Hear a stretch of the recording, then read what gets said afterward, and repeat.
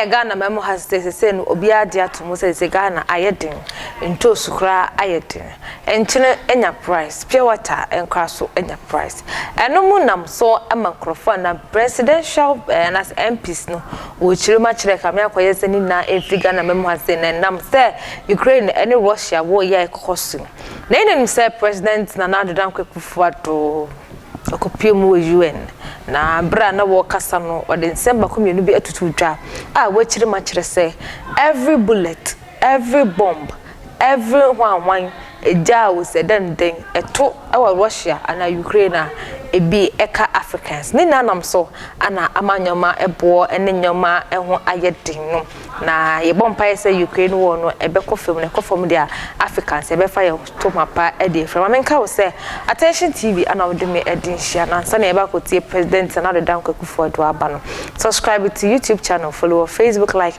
comment and also share yanko na enkotie president na de dan Akufo Addo boarding semi etsuja awa UN. We grappled with these economic challenges. Russia's invasion of Ukraine burst upon us, aggravating an already difficult situation. It is not just the dismay that we feel at seeing such deliberate devastation of cities and towns in Europe in the year 2022. We're feeling this war directly in our lives in Africa.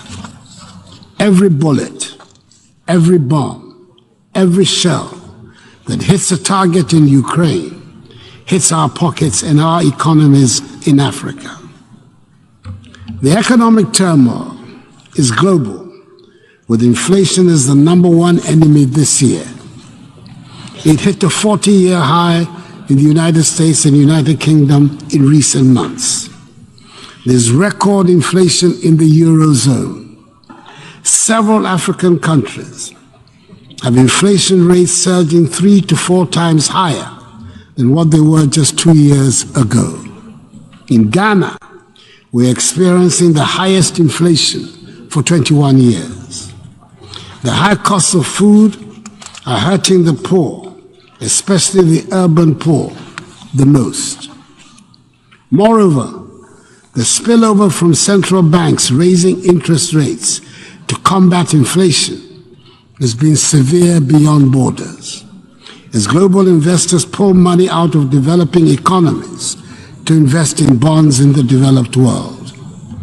This has led to depreciating currencies and increased borrowing costs, meaning we need to raise and spend more of our own currencies to service our foreign debts in US dollars. It has become clear, if ever there was any doubt, that the international financial structure is skewed significantly against developing and emerging economies like Ghana. The avenues that are open to powerful nations to enable them to take measures that would ease pressures on their economies are closed to small nations. To make matters worse, credit rating agencies have been quick to downgrade economies in Africa, making it harder to service our debts.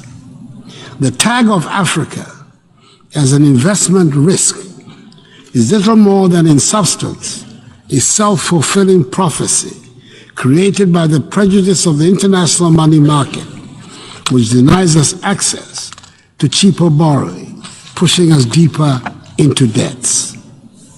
The financial markets have been set up and operate on rules designed for the benefit of rich and powerful nations.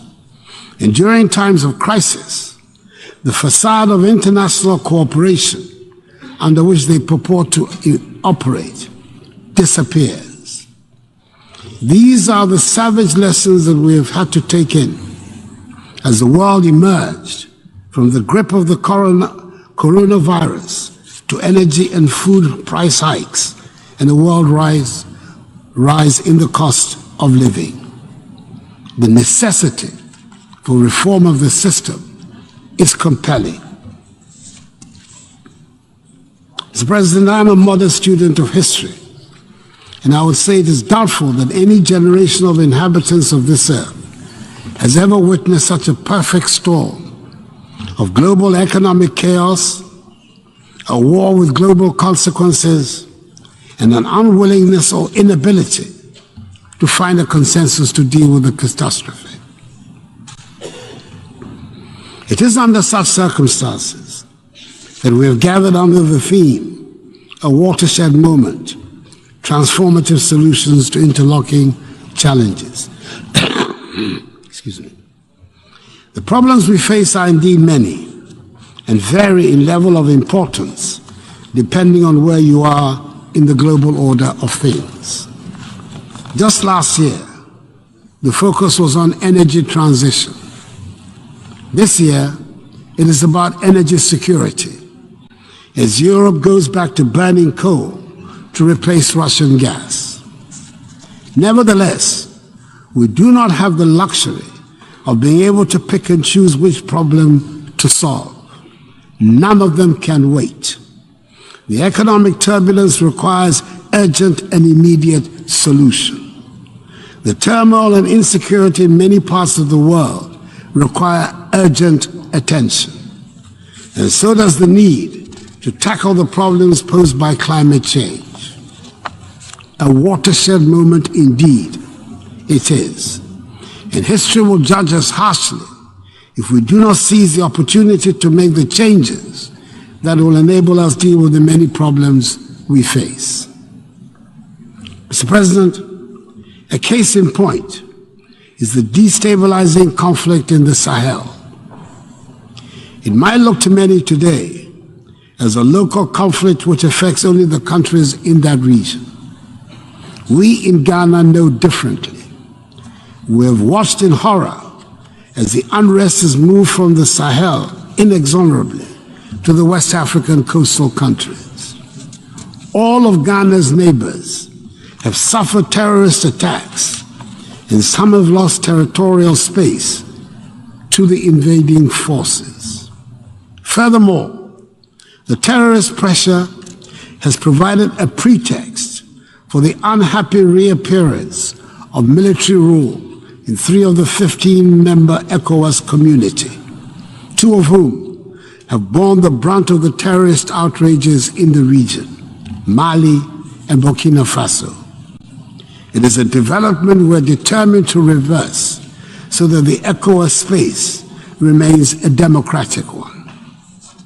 All of us in the region are being forced to spend huge amounts of money on security. This is money we should be spending on educating and giving skills to our young people, on building much needed roads, bridges, hospitals, and other such infrastructure, which we are spending to fight terrorists or to keep them out from destabilizing our countries. This is a global problem, deserving the attention of the world community for a global solution. Mr. President, I'm contributing to this debate on a date that has special significance for us in Ghana. 21st September is the date we mark the birth of our first president, Dr. Kwame Nkrumah. He would have been 113 years old today, and it is worth recalling on this day the driving force of his political career, which was to contribute to the birth of a united Africa, that is, the United States of Africa. We recognize today more than ever before the importance of the strength and unity of Africa, and we are working to shed that image of a helpless, hapless continent. There is a renewed commitment towards an inclusive and sustainable industrialization and economic integration, and the intensity of the challenges we face today is only matched. I would say President and Akufo Addo and Ekotene Ediban ha Anam Dumbesi University Foundation number no 054 8302985 Macau.